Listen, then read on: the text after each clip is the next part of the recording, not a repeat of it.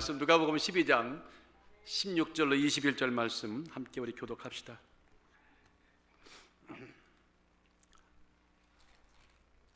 또 비유로 저에게 일러 가라사대 한 부자가 그 밭에 소출이 풍성하매 심중에 생각하여 가로되 내가 곡식 쌓아둘 곳이 없으니 어찌할꼬 하고 또 가로되 내가 이렇게 하리라 내 곡간을 헐고 더 크게 짓고 내 모든 곡식과 물건을 거기 쌓아두리라.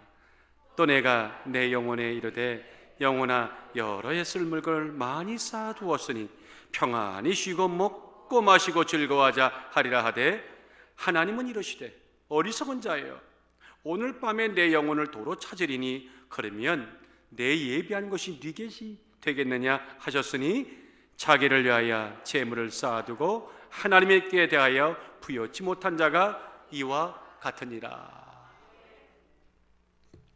한번 어리석은 자가 되지 맙시다. 시작. 어리석은 자가 되지 맙시다.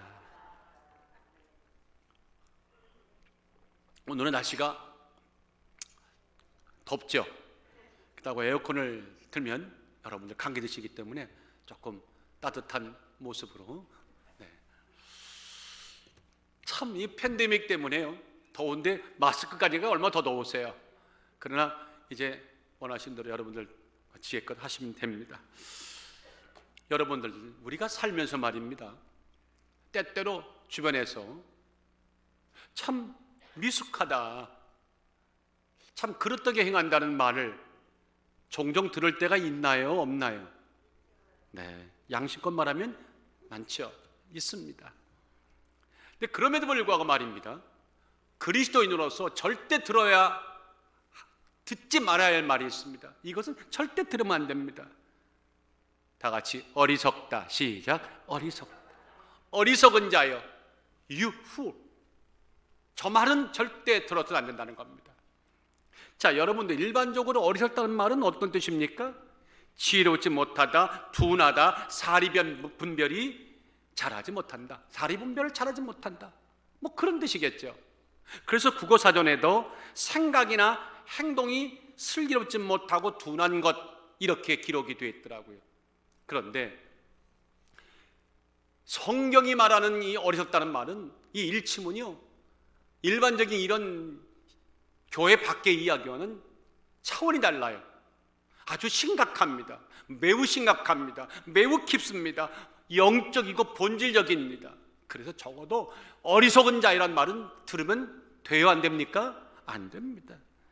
이 어리석다는 말은요, 히브리 말로 나발이란 말인데, 이 나발이란 말은 나벨이라고 하는 단어에서 왔습니다.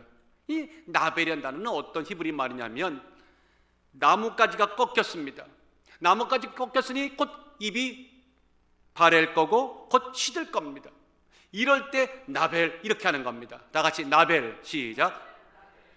저를 안 보고 여쭤보고 했으면 좋겠어요.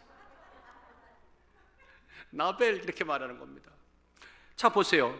꽃이 나무에 열렸는데 어떤 일을 위해서 나무가 잘리면서 말입니다, 나무가 잘렸어요. 뿌리와 분리가 됐어요. 그러면 당장은 꽃이 있고 싱싱하게 보일지라도 곧 나무도 죽을 것이고 꽃도 시들 것입니다. 맞죠? 맞습니다. 다 같이 필경 죽는다. 시작. 필경 죽는다. 왜냐하면 생명줄이 끊어진 겁니다. 생명줄이 끊어진 겁니다. 이 어리석다는 말이 성경에서는 이런 뜻입니다. 그러니까 쉽게 할 말도 아니고 쉽게 들을 말도 아닌 겁니다. 하나님 앞에서 어리석음입니다. 하나님과 관계 속에서 어리석은 겁니다. 그래서 이름하여 부패함과 악함이 그 안에 잠재가 되어 있기 때문에 여러분 평생 살아가면서 어리석은 자라는 말을 쉽게 내뱉지 아니하시기를 주의 이름으로 축원합니다. 그런데 오늘 성경에 보니까 20절에 예수님이 하나님의 말씀을 전하면서 어리석은 자여 라고 말하는 겁니다. 그래서 오늘 우리의 시선이 여기에 한꺼번에 몰릴 수밖에 없습니다. 아니, 무엇이 도대체 어떻게 됐기에, 얼마나 잘못됐기에 하나님이 어리석은 자라고 하는 말씀을 예수님이 대언할까? 참 이거 심각한 상태입니다. 오늘 본문의 내용을 한번 우리가 보십시다. 자, 어느 날 전날과 같이처럼 많은 무리들이 예수님을 쫓았습니다. 그런데 그 중에 한 젊은이가 툭 하고 튀어나오더니 예수님께 이렇게 말하는 겁니다. 예수님, 내 형을 명하여서 상속 재산을 나와 함께 좀 나누라고 좀 명령해 주십시오 하고 갑작스럽게 주님에게 요청을 합니다. 여러분, 요 한마디 가운데 그림이 좀 보이지 않습니까?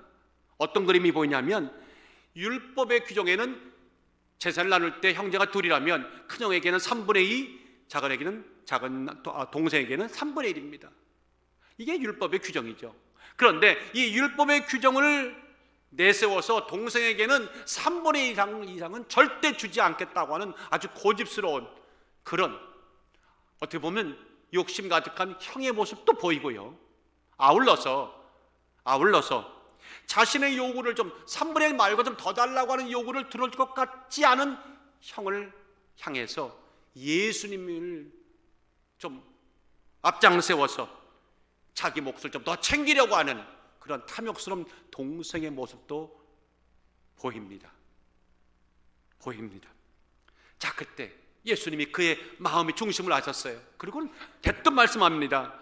누가 나를 너희 형제의 재판장으로 세웠느냐? 물건 나누는 자로 세웠느냐? 다 같이 삼가 모든 탐심을 물리치라 하고 이어서 하나의 비유를 말씀하시는 겁니다. 어느 지방에 한 큰 사업을 하든지 뭘 하든지 엄청난 부자가 있었습니다. 그런데 그 부자가 그 해에 농사를 졌는데 세상에 되는 집안은 뭐가 돼도 된다고 농사도 대풍년을 맞았습니다. 돈이 철철 넘치게 됐습니다. 그랬더니 부자가 스스로 영혼에게 말하기를, 야, 이걸 어떡할까? 그래, 곡간을 지어서 거기다가 곡식을 다 쌓아놓고 자신을 영혼에게 말합니다. 야, 이제 모든 걸 다 쌓아놨으니 내 영혼아 쉬고 즐기고, 한마디도 아멘 안 하시네. 속으로는 아멘 하시면서 쉬고 먹고 마시고 내 영혼아 즐기자 하고 독백하듯이 얘기하는 겁니다. 여러분들, 우리 냉정하게 합시다. 쉬는 거, 먹고 마시고 즐기는 거 좀 바라는 바 아닙니까? 바라는 바입니다. 솔직히 말합시다. 나는 원해요. 그런데 그때에 주님이 그 얘기를 하시면서, 그런데 부자여, 어리석은 자여, 그럼에도 불구하고 오늘 밤에 너의 영혼을 하나님이 걷어가시면 네가 준비한 이 모든 것들이 다 누구의 것이 되겠느냐 하고 말씀을 마치시는 그 내용이 오늘 본문입니다. 이해가 되셨죠? 자, 이 얘기 속에서 주님이 어리석은 자여라고 말하는 이 말은 부자에게도 말하지만 부자와 같은 심령을 가진 이 시대의 모든 자들에게 주는 경고이기도 합니다. 적어도 우리는 앞서 말했습니다. 어리석은 자이란 말은 들어서도 안 되고 내뱉어서도 안 된다고 그랬습니다. 그렇다면 왜 이런 일이 벌어졌을까요? 오늘 본문에 보니까 두 가지 이유 때문에 그렇습니다. 첫째 하나는 이겁니다. 하나님이 없는 자, 하나님에 대한 전혀 어떤 의식도 없는 자는 그가 바로 어리석은 자입니다. 다 같이 하나님이 없는 자, 하나님에 대한 의식도 없는 자, 그가 누구라고요? 어리석은 자란 말입니다. 불행한 자란 말입니다. 저는 오늘 이 말씀을 보면서 준비하면서 제 노트에다가 이렇게 적어놨습니다. 최 목사, 당신은 지금 오늘 행복해? 여러분에게 되묻습니다. 여러분은 이 시간 행복하십니까? 여러분들 영혼에 행복과 평안이 있으십니까? 아니라고 한다면 여러분들이 원하는 평안은 뭡니까? 여러분들은 어떻게 해야 행복하다고 느끼실 수 있겠습니까? 최 목사는, 나는 어떨 때 행복할까? 이 질문에 대한 답을 부자가 말합니다. 나는 이럴 때 행복했습니다 라고 부자가 말합니다. 어딨냐면 18절입니다. 또 가로되 내가 이렇게 하리니 내 곡간을 헐고 더 크게 짓고 내 모든 곡식과 물건을 거기 쌓아 두리라. 더 크게 짓고 더 많은 물질을 더 많은 곡간에 더 많은 시간을 통해 더 많이 쌓아두겠다고 하는 거, 나는 이럴 때 행복합니다. 나는 이럴 때 행복합니다. 재물 넘치도록 쌓아놓고 그리고 먹고 마시고 즐기는 것, 그것이 뭐예요? 부자가 생각했던 행복이요, 부자의 생각입니다. 그것이 그의 인생의 최고 목표입니다. 아무리 봐도요, 확실합니다. 부자의 영혼에 이 모든 생각이 딱 자리를 틀고 있습니다. 자리매김을 했습니다. 그런 꿈에 대한 그 부자의 열심이 얼마나 컸는지에 대해서 19절은 이렇게 말합니다. 내가 또 내 영혼에게 이르되 영혼아, 열의 물건을 많이 쌓아두었다. 영혼이 쉬고 먹게 많이 쌓아두었다. 즐거워하자. 그 앞절에 17절에는 그와 같은 마음에 열심이 더해지는데 그 열심의 강도를 심중에 생각하여라는 말로 대변했습니다. 심중에 생각하여 가로되 내가 곡식 쌓아둘 곳이 없으니 어찌할꼬. 마음에 스스로 말하기를 이 많은 곡식을 쌓아둘 곳이 없으니 돈이 막 철철 넘치는데 이걸 어디다 쌓아둘 줄을 모르겠으니 어떡할까. 갑자기 듣는 얼굴들이 다 어두워집니까? 여러분들, 심중에 생각하여라는 말이요, 헬라 원어로는 디아로기 조마입니다. 디아로기 조마이라는 말은 그냥 생각하다는 것이 아닙니다. 아주 깊이 사고하다, 골똘히 생각하다. 다 같이 골똘히 생각하다. 골똘히 생각하다. 단순히 이것저것 생각하는 것이 아니라 이것저것 꼼꼼히 따져가면서 깊은 생각에 몰입하다, 밤잠을 설칠 정도로 생각하다, 밤낮 끌려다닐 정도로 내가 어떻게 해야 이 물건들을 다 쌓아놓을까 고민했다는 겁니다. 이토록 열심이었어요. 이 정도로 대단했습니다. 그런데 오늘 성경은요, 예수님이 부자의 이야기를 하시면서 성경을, 이 말씀을 통해 있는 자들에게는 이렇게 한쪽에서 질문을 합니다. 과연 그날 부자가 그렇게 넘치도록 재물을 많이 얻어서 쌓아놓고 먹고 마시고 즐기면 행복한가?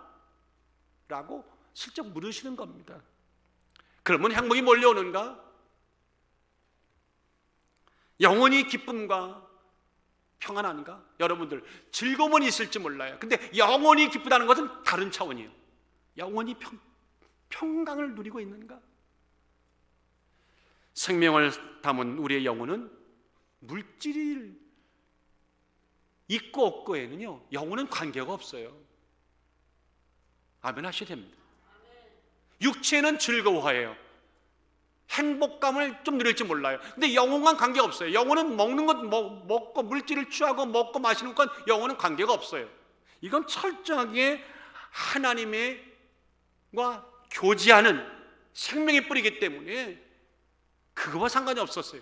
그래서 예수님이 강하게 경고하셨죠. 15절에 저에게 이르시되 삼가 모든 탐심을 물리치라. 사람의 생명이 그 소유에 넉넉한 데 있지 아니하리라. 그 영혼은 소유가 넉넉하든 부족하든 거기에 상관없다는 말씀입니다. 이해가 되십니까? 돈과 물질이 현실 삶 속에서 우리들에게 행복감을 주는 것은 누구도 부인하지 못해요. 오늘 여러분들에게 제가 오늘 수고하셨다고 한 10,000불씩 좀 오늘 다 드리면 100명 중에 99명은 얼굴이 환해질 겁니다. 한 명은 목사님, 그래도 이거 다 주시면 목사님은 뭐 먹합니까? 하지만 속으로는 웃으실 거예요. 행복감 줘요. 그거 부인하지 못해요. 당연하죠. 그런데 그건 결국 우리가 살아가는 이 육체, 이 몸, 먹고 마시는 이 육체의 본성에게는 즐거움을 줄지 모르겠지만 영혼과는 관계가 없어요. 부자가 재물을 쌓아둔 행동 그 자체가 어떤 분들은 아예 나쁘다고 말한 분도 있어요. 근데 성경을 그렇게 보지 마세요. 그렇게 되면 여러분들 집에 있는 거 다 내놓으셔야 됩니다. 여러분들 물질을 우리가 열심히 일해서 건강하게 저축하는 게 나쁜 겁니까? 그건 나쁜 것이 아닙니다. 지금 성경은 부자가 뭘 쌓아놨다고 하는 것을 정죄하는 것이 아닙니다. 그 쌓아놓은 물질이 누구를 향하고 있고 무엇을 향하고 있고 그 목적이 뭐냐, 지금 이 얘기를 하는 거예요. 이제 얼굴이 좀 펴지시네. 목적이 뭐냐는 거예요. 관심이 누구냐는 거예요. 누가 함께 있느냐는 거예요. 그 물질 속에 부자만 함께 있느냐, 아니면 그 위에 분명히 있어야 할 분이 계시냐. 여러분 아십니까? 우리의 어카운트, 우리의 여러분들 물질 속에도 하나님이 계셔야 하나님이 물질이 되고, 또한 그것이 건강한 물질이 돼서 나에게도 우리 모든 주변에도 영광을 돌리고 하나님 기뻐하십니다. 하나님이 없는 재물, 그거 아무리 쌓아도 보세요, 아무 의미 없어요. 평강, 안식, 기쁨, 선한 자부심 절대 주지 못합니다. 영혼은 오직, 다 같이 영혼은 오직 하나님으로만 만족한다. 아마 우리 좀 이제 나이가 지긋 드신 우리 권사님들은 아멘 하실 거야. 영혼은 오직 하나님으로만 만족해. 과거에는 자식인 줄 알았어요. 과거에는 명예인 줄 알았어요. 권세인 줄 알았어요. 큰 비즈니스인 줄 알았어요. 아니더라고요. 건강도 미모도 아니더라고. 영혼은 하나님으로 만족해요. 하나님 말씀으로 힘을 얻는 거예요. 하나님 말씀과 성령의 은혜로 우리는 평강을 누리는 거예요. 그래서 찬양을 잊지 못하고 찬양에 전심을 하고 말씀에 전심의 귀를 기울이는 이유가 거기 있는 것이죠. 이 부자가 놓친 결정적인 실수자 착각입니다. 하나님 없는, 하나님에 대해 전혀 의식도 없는 그저 육체적 즐거움이 영혼의 행복이라고 그는 착각했던 겁니다. 단정졌던 겁니다. 오만함이죠. 성경은 곳곳에서 이런 오만함에 대해서 꾸짖듯이 이렇게 말합니다. 이사야 55장 1절에 너희 목마른 자들아 물로 나오라, 돈 없는 자도 나오라. 너희는 와서 사 먹되 돈 없이 값 없이 와서 포도주와 젖을 사라. 아멘. 너희가 어찌하여 양식 아닌 것을 위하여 은을 달아지며 배부르지 못할 것을 위하여 수고하느냐? 나를 청종하라. 그리하면 너희가 좋은 것을 먹을 것이며 너희 마음이 기름진 것으로, 너희 마음이 영원히 기름진 것으로 즐거움을 얻으리라. 이거는 먹고 마시는 달러의 문제가 아닙니다. 이거는 형이상학적인 하나님의 영원의 존재의 문제입니다. 하나님께로 오늘 잘 나오셨어요. 서로 마주보시고 잘 오셨습니다. 시작. 잘 오셨어요. 오늘 잘 오신 거예요. 여기서 값진 거, 좋은 거 오늘 다 들고 가실 거예요. 나갈 때는 영혼은 화색이 돌고 떠나실 거예요. 여러분들 시편 107편에 또 말씀합니다. 여호와의 인자하심과 인생에 행하신 기이한 일을 위하여 그를 찬송할지로다. 저가 사모하는 영혼을 만족해 하시며 줄인 영혼, 은혜가 굶주렸어요. 말씀이 굶주렸어요. 내 영혼이 굶주렸다고 간곡히 하는 자에게 하나님은 변함없이 영원토록 좋은 것을 주신다. 어느 날 성경 말씀 읽었는데 왜 그렇게 말씀이 그렇게 단지 하루 종일 어디 가도 싱글벙글 이거 한 번씩 경험해 보셔야 돼요. 그 말씀 내가 원하는 말씀이었어. 두려워하지 말라, 담대하라, 내가 너와 함께 있겠다. 끝날까지 너와 함께. 그렇지. 하루 온종일 마음이 든든해. 병석에 계신 모든 분들이 이 말씀 듣고 벌떡벌떡 일어난 역사가 있기를 주의 이름으로 축원합니다. 그런데 부자는요 전혀 그걸 모르는 겁니다. 불쌍한 자지요. 그 착각은 거기서 끝나는 것이 아니라 아예 이런 착각까지 하는 거예요. 어떤 착각? 내가 세운 모든 계획들은 아주 잘 될 거야. 곡간을 쌓았고 물건을 착착 해서 10년, 20년 대대손손 먹을 거 그대로 될 거야. 여러분들 세상에서도 말합니다. 부자는 3대가 못 간다. 참, 우리가 계획하고 준비했던 모든 것들이 다 그대로 됩니까? 한번 얘기해 보십시오. 말씀 못 하잖아요. 우리 계획대로 안 되는 게 인생, 그게 안 되는 게 인생이 당연한 겁니다. 성경은 코숨을 치는 거예요. 뜻대로 된다고요. 10년에는 이렇게 준비하고 20년에는 30년에 물론 계획은 세우죠. 그러나 그 계획에 예수의 보혈과 하나님의 은혜가 얹어져야 되는 것입니다. 야고보 4장에 말합니다. 들으라, 너희 중에 말하기를 오늘이나 내일이나 우리가 아무 도시에 가서 아무 도시를 뺄게요. 뉴욕으로 합시다. LA로 합시다. 뉴욕, 아틀란타, LA로 가서 거기서 1년을 유하며 장사하여 이익을 벌이라 하는 자들아, 너희 일은 들으라. 내일 일은 너희가 알지 못하는도다. 내일 일커녕은요 10분 후의 얘기도 몰라요. 제가 경험했지 않습니까? 여보 5분 후에 집에 도착할 거야. 끝. 그리고 심장마비가 왔잖아요. 7월 3일 날 월요일 날 11시 45분 초에 제가 시간도 기억해요. 왜냐면 시간을 바꾸려. 5분에 오늘 점심 뭐 먹지? 하고 그에 끝났는데 신호등이 있다. 빨간불이네. 스톱해야지. 끝. 그리고 정신 돌아온 것은 금요일 날 교회 오면서 막 눈물 흘리면서 그때부터 정신이 돌아왔어. 아직까지도 기억이 못해요. 뭔 일이 있었는지. 그때 알았어요. 내일 일은 모른다. 그냥 거둬가시면 아멘 해야 돼요. 기분 나쁘더라도 거둬가시면 가는 거예요. 빼도 박도 못하는 겁니다. 너희 생명이 무엇이냐? 너희가 잠깐 보이다가 없어지는 안개니라.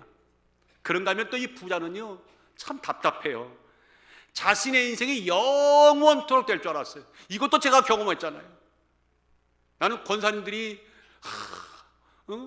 저기 고지가 보인다길래 괜찮아요 했는데 세상에 나는 안 보였어요. 4학년 몇 반, 5학년 몇 반, 지금 6학년이지만 안 보여. 근데 그 사건 이후로는 보였어요. 고지가 멀리 있지 않더라고. 영원토록 산다고요? 아니에요. 영원토록 이 기쁨이 지속된다고요? 아닙니다. 19절 하반절에 보세요. 즐거워하자, 내 영혼아 즐거워하자 하리라 하되가 문제예요. 했는데 아니더라는 거예요. 오늘 밤에 내가 네 영혼 하나님이 가지고 갈 수 있어. 자신이 쌓아둔 모든 것들 누리고 즐기기에 아주 충분한 시간이 남았다고 랄라룰로 한껏 들떠 있어요. 세상에 자기가 자기 영혼에게 내 영혼아 감히 건방지게, 영혼이 듣지도 않았겠지만. 한번 19절 하반절을 한번 다 같이 한번 읽어봅시다. 이 말씀 오늘 주시는 말씀인데요. 19절 다 같이 읽어봅시다. 시작. 또 내가 내 영혼에게 이르되 영혼아 여러 해 쓸모를 많이 쌓아뒀으니 편히 쉬고 먹고 마시고 즐거워하자 하리라 하되 주여 하나님이 이러시되 어리석은 자여 오늘 밤에 내 영혼을 도로 찾으리니 그러면 내 예배한 것이 네 것이 되겠느냐. 성경에는요 곳곳에서요 인생이 짧다, 덧없다, 내가 생각하는 만큼 인생은 그렇게 넉넉지 않다, 신속하게 지나간다고 교훈하지요. 강조합니다. 욥기 7장에 보세요. 나의 날은 배틀의 북보다 빠르니 소망 없이 보내는구나. 내 생명이 한 호흡 같음을 생각하옵소서. 한 호흡 길게 하고 났더니 인생이 끝났다는 거예요. 시편 90편에는 말씀합니다. 우리의 연수가 70이요 미안합니다. 우리 연수가 70이요 강건하면 80이라도 그 연수의 자랑은 수고 슬픔뿐이요. 어쩌면 이렇게 정확한 말씀입니까? 그 다음에 말하기를 신속기간이 우리가 날아가나이다. 야, 우리 어린 다니엘이 그러더라고요. 이제 대학 3학년짜리가 여보래. 정신이 나갔어. 아빠 어저께 그러는 거예요. 너무 시간이 빠르대. Time so fast. 여러분들 이제 19살짜리가 시간이 빠르다면 빠른 거예요. 그럼 우리는 뭐라고 말해야 됩니까? 참 이 세상이 진짜 이렇게 빨라요. 이런 세상에 하나님이 없는 인생을 산다고요? 하나님에 대한 의식도 없는 인생을 산다고요? 이 어찌 어리석지 않을 수가 있습니까? 예수님이 어리석은 자여라고 말했던 거 당연합니다. 당연합니다. 정당합니다. 이런 인생들은요 항상 보면 자기만 있어. 제가 이 본문을 보면서 느꼈던 것은요, 이 본문 이야기는 예수님의 비유는 누구와 얘기하는 겁니까? 대화입니까? 아닙니다. 부자가 혼자 떠드는 거예요. 근데 혼자 떠드는데 자기라고 하는 나라가 무려 14번이나 나와요. 원문에 보면 나 내 생각, 내 판단, 내 주장, 내 사상, 내 행동이 최고야, 전부야. 옳고 괜찮아. 내 추측은 맞을 거야 하고 14번을 자랑스럽게 얘기합니다. 스스로 도취된 부자죠. 우리가 옛날에 그렇지 않습니까? 거울을 보면서 아침마다 왜 이렇게 이쁘노? 왜 이렇게 잘생겼나? 근데 언제부턴가 거울 보기가 싫어지는 거예요. 이제 요번에 갔더니 목사님 잠깐만 사진만 찍으려고 그래. 찍지 마. 사진을 찍으면 드러나더라고. 찍지 마. 본색을 난 20대 사진 그거 계속 쓸 거니까 찍지 마. 모든 것이 자신을 향하는 사람들, 자기만 있어요. 하나님은 안중에도 없어요. 그럴 때 하나님이 경멸하듯이 강하게 꾸짖듯이 유후, 너는 바보였어요, 어리석었어 라고 말하는 겁니다. 여러분들 잠언서 14장에 뭐라고 말합니까? 16절에 지혜로운 자는 두려워하여 악을 떠난다. 하나님을 늘 두려워할 자고 인생의 짧음을 경험하고 이 짧은 인생 속에서 내가 어떻게 살아야 할지를 알고 경건한 마음, 경외심을 갖고 사는데, 지혜롭지 못한 자는 앞으로 생각 너무 많이 남았는데 청청한데, 어리석은 자는 방자하여 스스로 믿느니라. 시편 40편 20절에 말씀합니다. 존귀에 처하나 깨닫지 못하는 자는, 존귀에 처했지만 깨닫지 못하는 사람은 멸망하는 짐승 같다. 당장 죽을지도 모르고 그냥 거들먹거리는 짐승 같다. 저는 오늘 이 본 말씀을 계속 묵상하고 계속 묵상했습니다. 그러면서 이런 마음이 오는 겁니다. 부자에게 있어서 마치 하나님이 안 계신 것처럼, 하나님은 없는 것처럼 이 말하는 이 생각에는 하나님의 존재만을 부정하는 것일까 했는데 아님을 깨달았습니다. 하나님의 존재만을 깨닫는 것이 아닙니다. 부정하는 것이 아닙니다. 하나님의 존재를 부정하는 것만이 아닙니다. 하나님을 알지 못할 뿐만 아니라 아예 하나님을 알고도 싶지 않고 알려고도 하지 않은 적극적인 거부행위, 적극적인 불순종이 함께 담겨져 있습니다. 그래서 아주 악한 자입니다. 영적으로 부패했습니다. 영적으로 죽었습니다. 그러니까 감히 영혼에 대해서 명할 수 있는 사람은 하나님인데, 하나님을 제껴두고 자신이 자기의 영혼을 대해서 감히 이래라 저래라 말하고 있지 않습니까? 여러분 물어봅시다. 제가 아무리 여러분 담임 목사지만 여러분 집사님, 어느 게 집사님 영혼아 하고 내가 명령할 수 있나요? 누가 감히 그런 걸 줬습니까? 아무도 못 줬습니다. 내 영혼일지라도 나는 내 영혼을 명할 자격이 없어요. 명할 분은 하나님이세요. 하나님이세요. 하나님이세요. 시편 14편 1절에 그러므로 어리석은 자는 그 마음에 이르기를 하나님이 없다 하는도다. 저희는 부패하고 소행이 가증하여 선을 행하는 자가 없도다. 시편 53편에는 또 이렇게 말합니다. 하나님이 하늘에서 인생을 굽어 살피사 지각이 있는 자와 하나님을 찾는 자가 있나 보려 하신즉, 하늘에서 보신대요. 야, 나를 경외하는 자가 있나, 지혜로운 자가 있나, 하나님을 의식한 자가 얼마나 될까 봤더니 주여, 결론은 이겁니다. 각기 물러가 함께 더러운 자가 되고 성은을 행하는 자가 없으니 다 같이 하나도 없도다. 그러면 하나도 없다고 하나님 말씀하면 나는 들어갑니까 안 들어갑니까? 나만 물귀신 작전이 필요한 거지. 나만 들어가면 안 되지. 여러분은 들어갑니까 안 들어갑니까? 그치, 같이 들어가야지. 참 못된 목사님입니다. 이게 현실입니다. 반면에 그렇지 않은 자들이 있어요. 그래서 세상은 아직도 살만해요. 한 분을 제가 소개합니다. 2019년 6월 6일 47회 미국 영화연구소 평생 공로상 시상식이 있었어요. American Film Institute Life Achievement Award. 이것이 2019년에 6월 6일 LA에서 있었는데, 거기에 평생 공로상, 특히 영화와 텔레비전에서 미국 문화를 풍요롭게 하는데 평생 공헌한 자에게 주는, 어찌 보면 배우들이 제일 받고 싶은 영예로운 상이죠. 거기에 누가 영예의 주인공이 됐냐면 그날 덴젤 워싱턴. 아마 여러분 아실 거야. 참 잘생긴 분이요. 덴젤 워싱턴, 그분이 평생 공로상을 수상했어요. 근데 그 수상하면서 수상소감을 하게 되잖아요. 그 수상소감이 제가 몇 번을 들었는데 진짜 감동적이에요. 이걸 영어로는 적어서 통역하시니까 제가 한국말로 그냥 하는 게 낫겠어요. 이렇게 말했어요. 올라가더니 저는 하나님께 오늘 감사드리기 위해 이 자리에 섰습니다. 하나님은 저에게 능력을 주시고 축복해 주시고 바로잡아 주시고 꾸짖어 주시고 가르쳐 주시고 때론 벌도 주시고, 그리고 한 척의 패가 되어 전 세계 사람들을 만날 수 있도록 허락해 주셨습니다. 그 다음 말이 참 멋있어요. 편협한 사람들은 남의 얘기를 하지요. 험담을 하지요. 그러나 멋진 사람들은 사건에 대해서 말하고, 그보다 더 위대한 사람들은 아이디어, 이거 믿음을 말하면 신앙입니다. 믿음에 대해 얘기하죠. 아멘.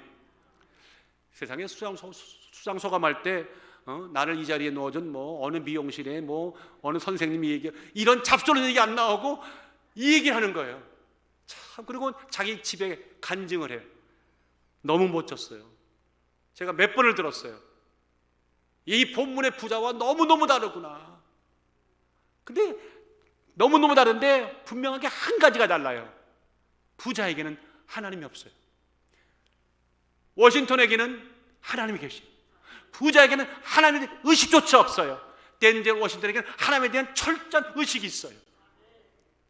모든 삶이 그분이 지도하고 그분이 가르치고, 때를 따라 벌을 주고 때를 따라 여기까지 인도했다고 하는 확실한 확증이 있어요. 참 멋있어요, 여러분들. 그래서 저는 그 유튜브에 처음 쳐보세요. 나와요. 보면서 참 영혼이 아름다운 순간이 이런 거구나 하고 감동을 받았어요. 그런가 하면 성경에는 전혀 다른, 하나님 마치 없는 것처럼 하는 사람들이 있죠. 사도행전 12장에 보세요. 예수님의 친동생 야고보 목사님을 죽여버리고 베드로까지 죽이려고 했던 악한 왕, 누구? 헤롯 아그리파 1세가, 그에 관한 얘기가 나와요. 헤롯이 나를 택하여 왕복을 입고 위에 앉아, 아주 위에 딱 앉아 백성을 효유한대. 효유하다는 말은 심플하게 말하면 이거예요. 연설하다. 백성에게 왕으로 연설을 하는데 백성들이 크게 부르되 이것이 신의 소리요 사람의 소리가 아니라 하거늘. 정말 놀고 있네요. 헤롯이 영광을 하나님께 돌리지 아니한 거로 주의 사자가 고치니 충이 먹어 바이러스가 왔다는 거죠. 죽으니라. 그런데 그 다음 말씀 뭔지 아세요? 그런데 그는 충이 먹어 바이러스 걸려고 당장 죽었는데 하나님 말씀은 흥왕하여 더하리라. 아멘. 너무 다른 거예요. 그럼 제가 있다가 이런 생각을 했어요. 헤롯이 문제점이 뭐냐? 왜 바이러스, 오늘날 바이러스죠, 바이러스로 죽었느냐? 무엇이 잘못됐는가? 그가 왕으로서 왕복을 입은 것이 잘못인가? 왕복을 입고 단이 올라가서 있던 것이 문제인가? 아니면 백성들에게 연설한 게 문제인가? 그게 문제예요? 아닙니다. 그건 문제가 안 돼요. 하나님이 없는 게 문제예요. 하나님에 대한 의식조차 없는 거예요. 헤롯만 그랬던 것이 아니에요. 가난에 찌든 옷을 걸치고 단상의 아래에 앉아 있으면 문제가 없나요? No, 그렇지 않죠. 이게 그런 문제가 아니라니까요. 하나님이 안 계신 게 문제라니까요. 또 그 교만하여서 하나님이 없는 처럼 행동하는 헤롯을 보면서도 불구하고 자기의 뭔가 유익을 얻겠다고, 이익을 얻겠다고 아부하면서 손을 비비면서 마치 그것이 진실인 양 신의 소리라고 외치는 이 잘못된 허구들, 위선들, 교만들, 부추김들, 이 거짓 현장이 문제인 거예요. 사랑하는 여러분들, 어떤 경우에도 이런 자들에게 내려치듯이 하나님이 주시는 어리석은 자라고 하는 이 엄청난 경고의 메시지가, 판단의 메시지가, 정죄의 메시지가 우리에게 임하지 않길 주 예수 이름으로 축원합니다. 예수님의 제자들도 별 볼 일 없어요. 3년만을 쫓아다녔는데도요, 그 중에 한 제자가 어떻게 했습니까? 그 기적과 능력을 다 보고도 하나님 마치 안 계신 것처럼 황당한 짓을 했습니다. 요한복음 12장에 나사렛 집에 주님이 가서 있는데 마리아가 친한 받은 애가 너무 귀해서 평생을 시집갈 여자들이 지창금으로 준비하는 향유를 준비했는데 그걸 한목에 깨가지고 머리부터 쫙 부었잖아요. 그렇다고 여러분들 제가 은퇴할 때 또 갖다 붓지 마시고요, 축복한다고 부었는데, 그리고 자기 머리털로 예수님 발을 씻겨요. 그때에 누가, 가룟 유다가 볼멘 소리 합니다. 이 향유를 어찌하여 300데나리로 팔아 가난한 자들에게 주지 아니하였느냐? 무슨 말입니까? 가난한 자들에게 이거 향유 팔면 1년치 봉급인데 이거 받고 논아주면 될 걸 왜 예수님에게? 여러분들, 이 말이 틀렸나요? 저는 말이 틀린 구석이 없다고 생각해요. 말은 정당해요. 옳아요. 한 사람에게 부어주느니 그거 팔아가지고 여러 사람에게 좀 구제해 주라는 거, 뭐 그럴 수 있잖아요. 그런데 핵심은 똑같아요. 가룟유다 말 속에는 사람의 말, 사람의 귀에 듣기에는 참으로 좋고 아주 유익하게 들리는 그런 아주 무성한 귀만 만족시키는 말은 있는데 속셈에 들어가 보니까 하나님이 안 계신 거예요. 하나님에 대한 의식이 없는 거예요. 하나님에 대한 의식이 없다는 얘기는 진실과 거리가 멀다는 것이죠. 진리 밖에 있다는 말씀입니다. 그리고는 자기 배속을 치우려가는 알량한 이기심과 욕심만 넘쳐요. 사랑하는 여러분들, 어떤 경우에도 우리의 삶에 마치 하나님이 안 계신 것처럼, 하나님에 대한 의식도 없는 것처럼, 내가 중심에서 모든 일을 하고 나중에 그저 한 자리 떡 하나 건네주듯이 하나님 외치고 손잡아 당기는 이런 무모한 짓 안 하시기를, 그런 생이 안 되시기를 예수의 이름으로 축원합니다. 그런가 하면 이 비유에서 이 한 가지를 또 말씀합니다. 따라하십시다. 가치와 값어치를 혼동하는 자는 어리석은 자입니다. 가치와 값어치를 혼동하면 이분은 하나님 앞에 어리석다 책망받습니다. 정확히 말할까요? 값어치가 세상의 척도라면 가치는 하나님 나라의 척도입니다. 값어치가 세상적인 차원이라면 가치는 영적인 차원입니다. 값어치는 점점 사라지고 마침내는 없어지고 말 겁니다. 그러나 가치는 영원토록 남습니다. 이게 무슨 말일까? 한번 들어보세요. 목사님, 가치나 값어치나 같은 말 아닙니까? 예, 같은 말 같이 보여요. value나 worth나 worth나 같은 말 같잖아요. 근데 자세히 보면 차이가 있어요. 자, 값어치는 사전에 보니까 이렇게 나와요. 일정한 값에 해당하는 분량, 이렇게 나와요. 가치는 사물이 지니고 있는 쓸모, 이렇게 나와요. 자, 값어치는 물질적인 개념인 거예요. 쉽게 말하면 가격입니다. 가격 대비 분량을 말하는 겁니다. 근데 가치는 영적인 개념이에요. 이건 생명과 관계 있어요. 아주 이해가 안 되시니까 쉽게 말할게요. 자, 공항에서 이번에 갈 때는 물 한 병을,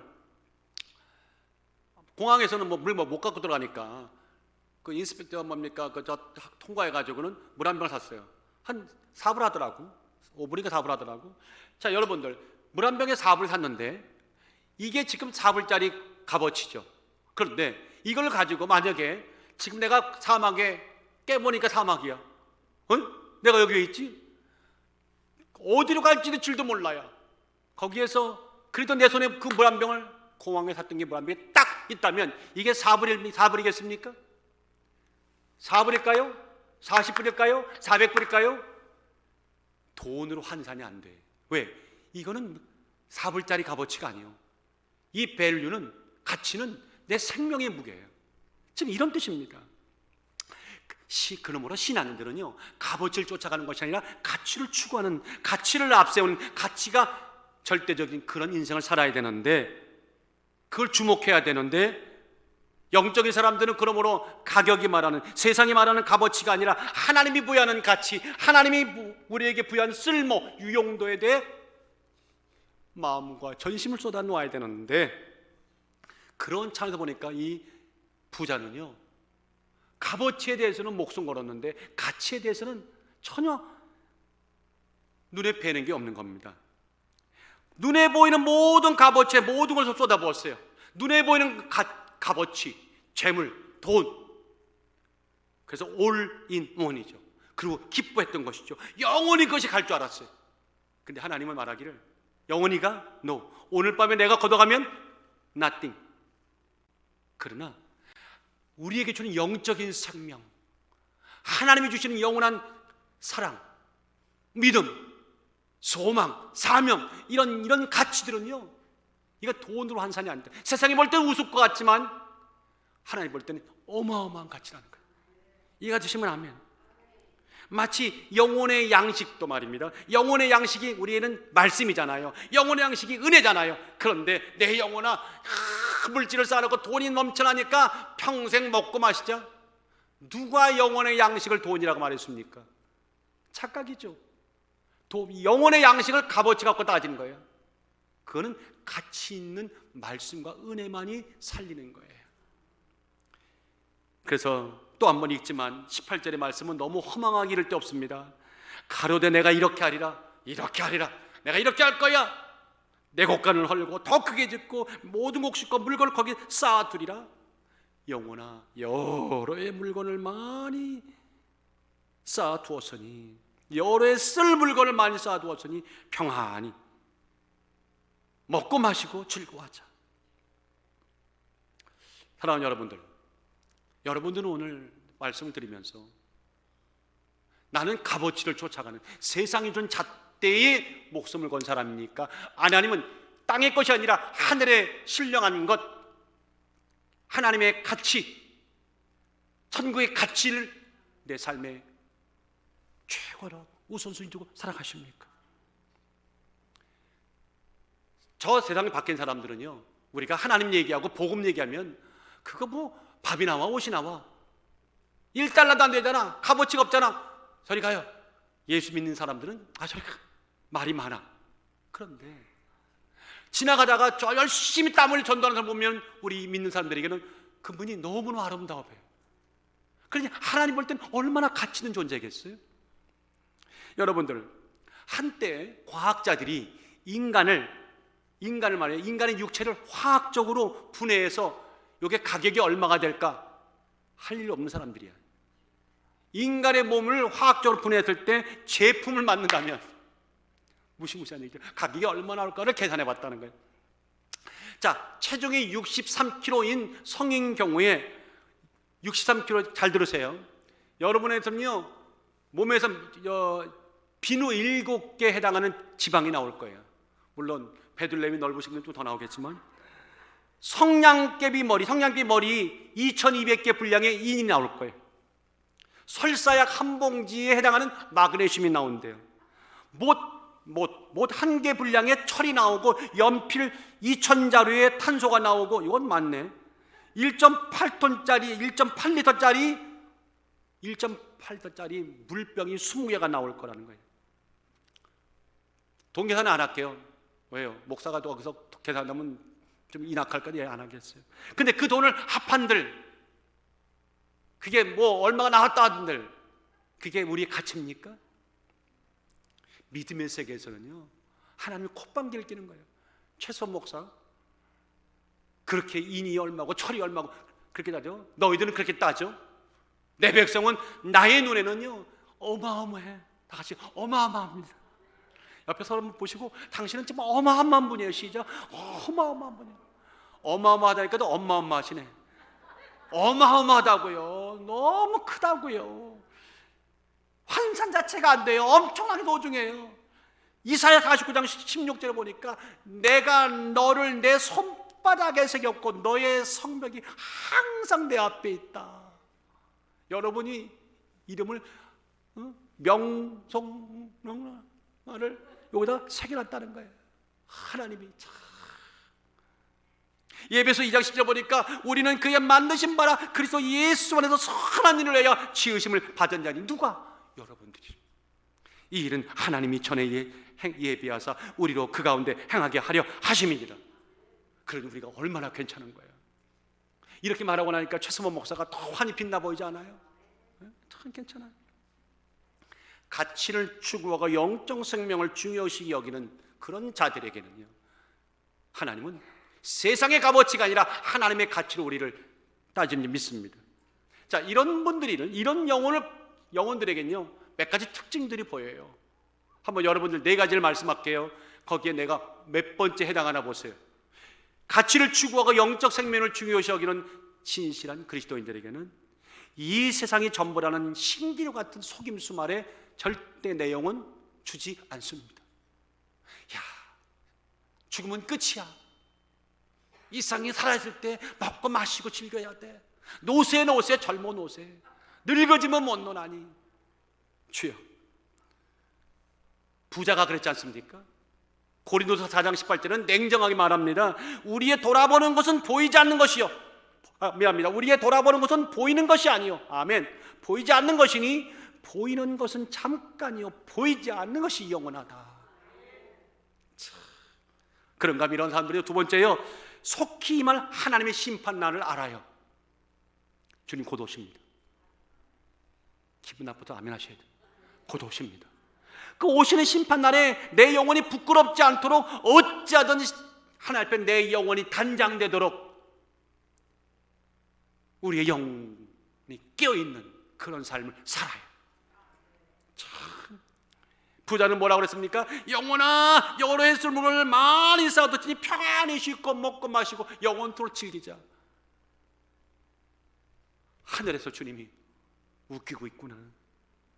계시록 16장 15절 말합니다. 보라, 내가 도적같이 오리니 누구든지 깨어 자기 옷을 지켜 벌거벗고 다니지 아니하여 자기의 부끄러움을 보이지 아니하는 자가 복이 있다. 오늘 영혼 깨어 있을 때 복인 자입니다. 여러분들은 벌써 50점을 다 넘으셨네. 나머지 2개가 남았네요. 값어치가 아닌 셋째로 가치를 쫓는 인생을 삽니다.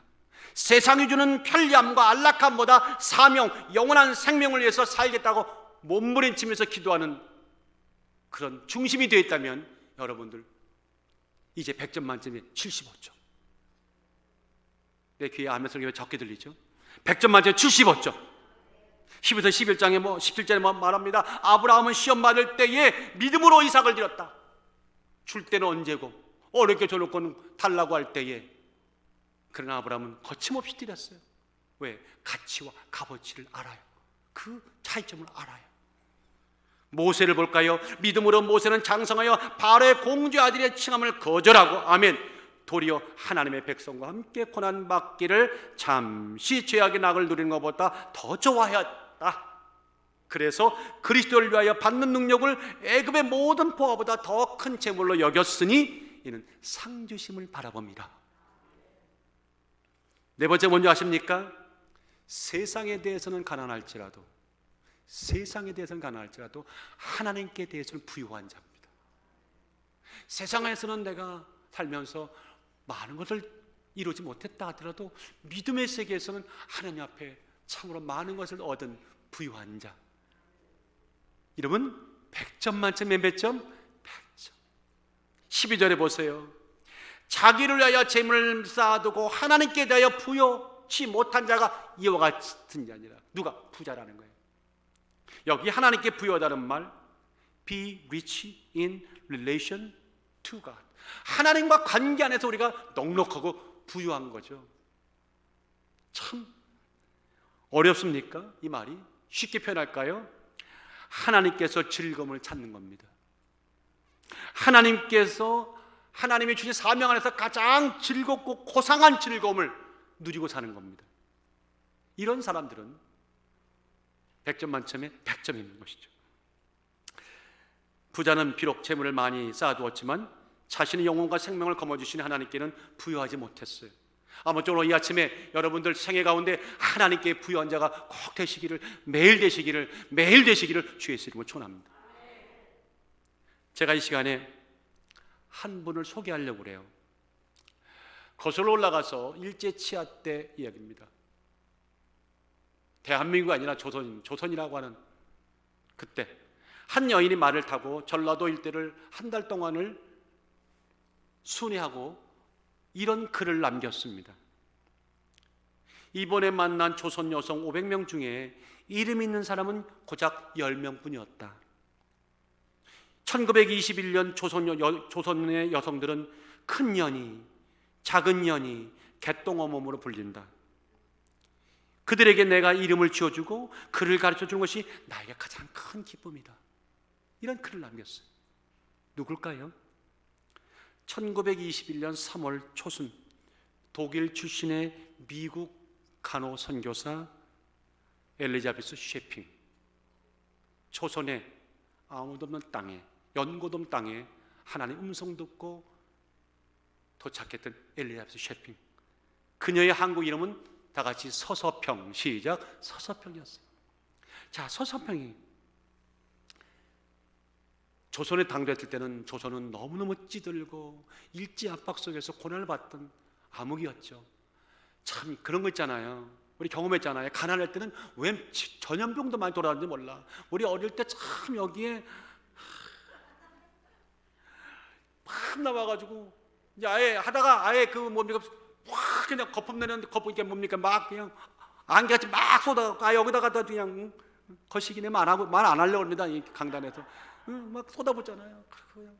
그때 왜 또 거시기 받아오라고 하잖아요. 해말 받아오면 뭐 기생충 있다고 약 이만큼 주잖아요. 먹으라고. 그것도 보는 앞에서 먹으라고 해갖고 억지로 먹었던. 여기는 한 번도 안 다 줬구나. 나는 먹었는데. 참 가난한 시절들이 그랬어요. 자, 그런데 그런 찢어진 가난한 조선 땅에 와서 서양식을 고수하던 다른 선교사와 다르게 한복을 스스로 걸치고 보리밥을 먹고 이름도 서서평이라고 조선 이름을 바꾸고 된장국을 먹으며 헐벗은 조선 사람 속에 들어가서 그들과 같이 살았던 이 여인. 선교사에게 주는 하루 식비가 3원이었대요. 3원이었는데 자기는 10전으로 우동 한 끼로 끼니를 때우고는 나머지는 워낙 가난이 많으니까 그들을 밥을 사주고 옷을 사주고 썼습니다. 매일 하는 일이 뭡니까? 거린을 데려다가 씻기고 옷을 사입히고 환자가 버린 아이들을 수양아들로 삼았는데 주워다가 고아를 혼자 키웠는데 아이가 키운 아이들이 수양아들이 14명이었고 남편에게 쫓겨났던 여인들, 오가했던 여인들을 자기의 동생을 받아들였는데 38명이었어요.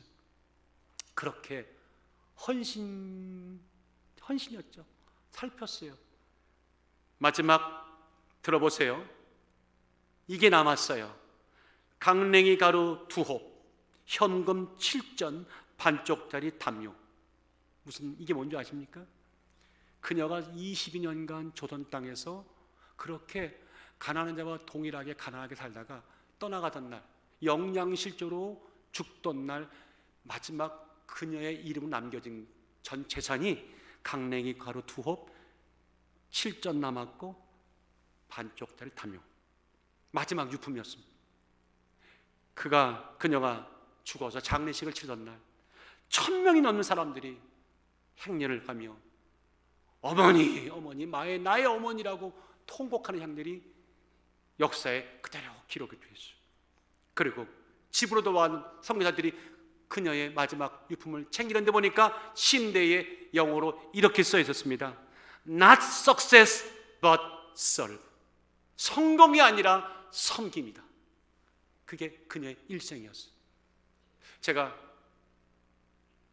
우리 조선 땅에 들어와서 선교사를 한 장면을 떴던 많은 분들의 기록을 보면서 이 서서평의 이야기를 오늘 여러분과 함께 나누면서 이런 생각을 했어요. 도대체 그녀가 누가 밀어서 억지로 강압적으로 조선 땅을 보냈을까? 아닙니다. 스스로 왔어요. 홀홀 단신으로 와서 평생을 그렇게 살았어요. 왜 그랬을까? 우리 같으면 그럴 수 있었을까? 우리 같으면 그럴 수 있었을까? 라는 대답은 뒤에 둔다 하더라도 왜 그랬을까? 이거였죠. 가치 있는 생애, 값어치 있는 생애 안에 가치 있는 생애, 하나님께는 부유한 자요, 신앙에는 부유한 자요, 세상에서는 가난한 자의 삶을 그는 가장 최고라고 생각했던 거죠. 이제 고난주간이 얼마 안 남았고 부활절이 다가오는 이때 우리는 과연 어떤 자라고 주님이 오늘 말씀하고 계신가요? 혹시라도 어리석은 이놈아, 어리석은 너야 라고 말씀하시지 않을까요? 오늘 이 부자의 비유를 통해 주님은 결단코 그 소리를 듣지 말라고, 듣지 않기 위해서 2가지 말씀을 확실하게 우리에게 명하십니다. 하나님이 없는 자, 마치 하나님이 없는 것처럼 의식도 없게 살아가는 거, 그런 자에게 모든 재물은 도리어 비극이요 재앙이 되고 재앙이다. 매 순간 하나님이 큰 넓은 품으로 잡아주는 그 기쁨으로 살아다오. 그런가 하면 가치와 값어치 사이에서 우리는 택할 길은 가치다. 세상에 주는 값어치가 아니라 하나님 가치를 위하여, 사명을 위하여, 생명을 위하여 걸어가는 길 하나님은 기뻐하십니다. 아무쪼록 그런 3월달 여러분들 아무리 직분을 받고요, 아무리 신앙의 간증이 있다고 외친다 하더라도요, 이제는 우리는 알아요. 말이 중요한 것이 아니라 가치가 바뀌어야 사람이 바뀌어요. 가치가 안 바뀌면 아무리 천상의 말을 천상에서 기도가 아주 그냥 창세기부터 요한계시록까지 울린다 하더라도 하나님의 사람과는 거리가 먼 겁니다. 이제 어떻게 해야 할지는 우리 몫입니다.